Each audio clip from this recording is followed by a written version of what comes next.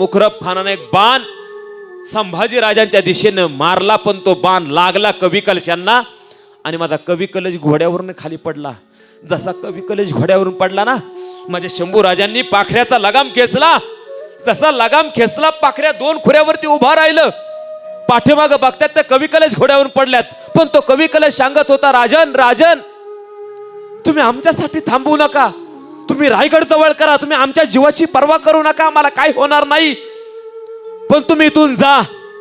पण दादांना आपला मित्र संकटात एकटा असताना दादांना शंभूराजांनी घोडा धावत जाणं हे शंभूराजांना बघवत नव्हतं, सहन होत नव्हतं लगाम खेचल्याला. पण दादानं ते पाखऱ्या घोडा मुका प्राणी त्याला सुद्धा मन वाटायचं, जणू खात्री पटली होती.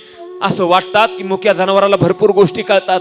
अरे माझ्या राजांचं मरण जणू त्या पाखऱ्याला दिसत होतं, म्हणून किती लगाम खेचून धरला होता ना, ओढून धरला होता ना माझ्या शंभू राजांनी, तरी तो पाखऱ्या इतका हिसका मारायचा जणू आपल्या मालकाला सांगत होता, राज माझा लगाम सोडा, मला दौडू द्या, लवकरात लवकर तुम्हाला रायगडाच्या पायथ्याला पोहोचवतो, धनी तुमच्या जीवाला धक्का आहे. हे जणू मुक जानवर दादांनो माझ्या शंभूराजांना जणू सांगत होतं. पण माझ्या लगाम माझ्या शंभूराजांनी धरला होता, पाखऱ्याला धावता येत नव्हतं. एवढ्या सगळी तोळझाड आली.